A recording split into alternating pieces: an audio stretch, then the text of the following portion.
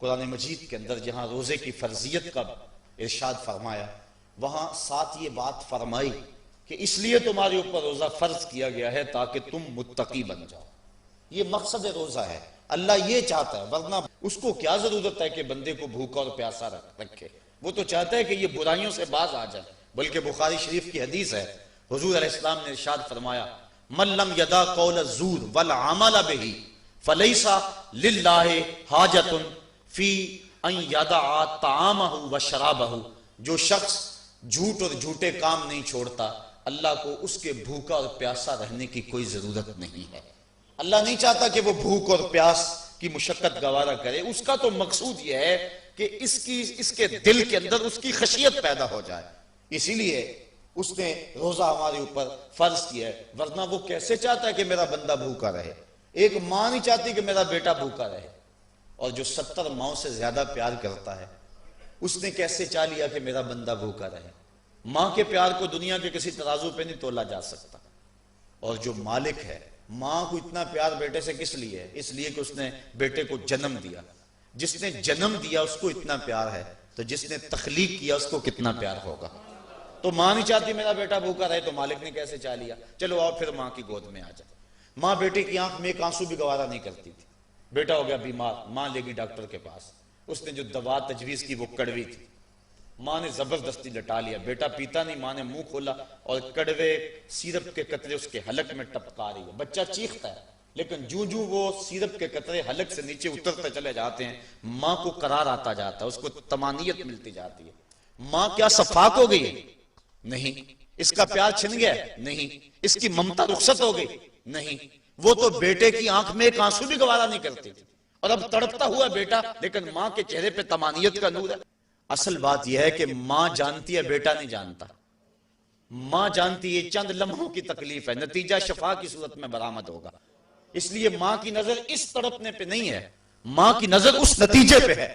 مالک جو 70 ماؤں سے زیادہ پیار کرتا ہے، وہ بھی نہیں چاہتا کہ میرا بندہ بھوکا اور پیاسا رہے، لیکن مالک کہتا ہے اس کے باوجود تو بھوکا اور پیاسا رہے گا، کیوں؟ لعلکم تتقون، میرے بندے تجھے تقوی کی بہاریں نصیب ہوں گی، تیرے من کو روشنی اور تیرے من کو اجالا نصیب ہو جائے گا۔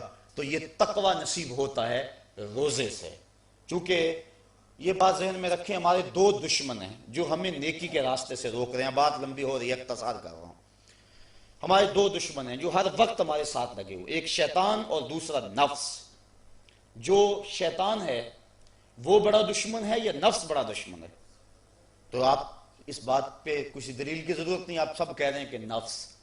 اور سادی سی بات ہے کہ شیطان آدمی کو بہکاتا ہے، لیکن شیطان جب خود بہکا، اس نے انکار سجدہ کیا، اس وقت کوئی دوسرا شیطان تو تھا نہیں، تو شیطان کو شیطان بنانے والا نفس ہے۔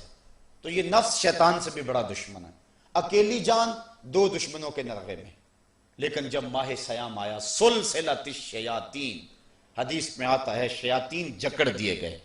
2 دشمنوں میں ایک دشمن ہمارے جکڑ دیے گئے، اب ایک دشمن ہمارا باقی ہے، نفس۔ اب نفس کا مقابلہ کر لیں گے تو شیطان چھٹ کر ہمارا کچھ نہیں کر سکے گا، لیکن اگر ہم نے اس موسم کے اندر اپنے نفس کا مقابلہ نہ کیا تو پھر ہم جو ہے وہ اس نفس کی شامت سے شیطان کے ہتھے بھی چڑھ جائیں گے۔ اب نفس کی تربیت کیسے کریں؟ اس کی تربیت بھی روزے سے ہوتی ہے۔ آپ کہیں گے وہ کیسے؟ تو شیخ فرید الدین عطار کا قول سناتا ہوں۔ شیخ فرید الدین عطار کون شخص ہے؟ کسی معمولی شخص کا نام شیخ فرید الدین عطار نہیں ہے۔ علامہ اقبال کے روحانی پیشوا، جن کو وہ مرشد رومی کہتے ہیں اور اپنے آپ کو مرید ہندی کہتے ہیں، اور یہ بات ذہن میں رکھیں کہ اقبال نے رومی کو ویسے پیر نہیں مان لیا، بڑا چن کے پیر تلاش کیا اقبال نے، بلکہ جب پیر 2 ہوں اور دونوں ہی بڑے قابل ہوں اور مرید کے لیے مصیبت بن جائے کہ ادھر جاؤں کدھر جاؤں، امتحان تو اس وقت ہوتا ہے۔ اب اقبال کے لیے جو ہے وہ 2 چیزیں تھیں، ایک راضی اور ایک رومی۔ اقبال کہتا تھا میں رومی کو پیر مانوں یا راضی کو پیر مانوں، چونکہ راضی استدلال کا شہنشاہ ہے اور اقبال فلسفے کا امام ہے۔ فلسفی کا مزاج یہی چاہتا ہے کہ جو استدلال کا بادشاہ ہو اس کو اپنا شیخ مانا جائے، لیکن جو رومی ہے وہ دل کا شہنشاہ ہے۔ اقبال شاعر ہے اور اقبال کا مزاج تھا کہ جو میرے دل کا بھی امام ہو وہی میرا شیخ ہو اور وہی میری رہبری کرے۔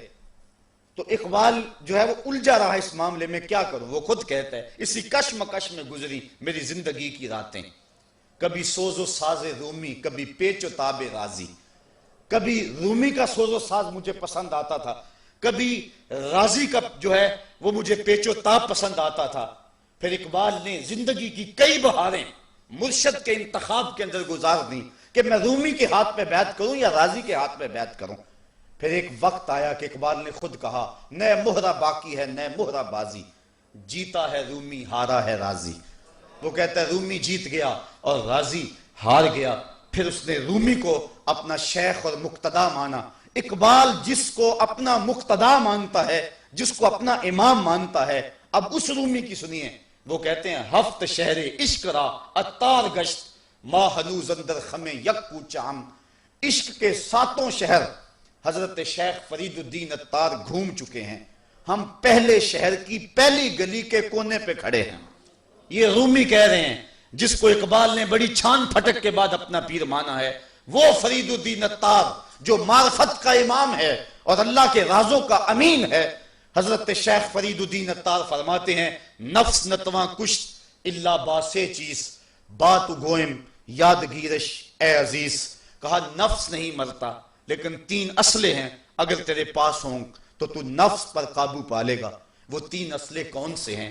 کہا خنجر خاموشیو، شمشیر جو، نیزہ تنہائیو، ترک ہجو۔ ایک خاموشی کا خنجر، ایک بھوک کی تلوار اور ایک تنہائی کا نیزہ۔ اگر یہ 3 اسلحے تیرے پاس ہیں تو نفس پہ ٹوٹ پڑے نسلوں کو لے کر تو تیرا نفس تیرے قابو میں آئے گا۔ اس کے علاوہ کوئی اور ذریعہ نہیں ہے اس نفس کو قابو کرنے کا۔ حضرت باہو جیسے بھی بول پڑے باج فقیراں کسے نہیں ماریا، باہو ظالم چور اندر داہو۔ یہ جو اندر کا چور ہے اس کو پکڑ لینا اور اس کو قابو میں کر لینا اور اپنے دل کی حفاظت کر لینا، یہی بڑی دولت ہے۔ فرماتے ہیں کہ 3 اسلحے ہیں، ایک خاموشی کا خنجر اور ایک بھوک کی تلوار اور تیسرا تنہائی کا نیزہ۔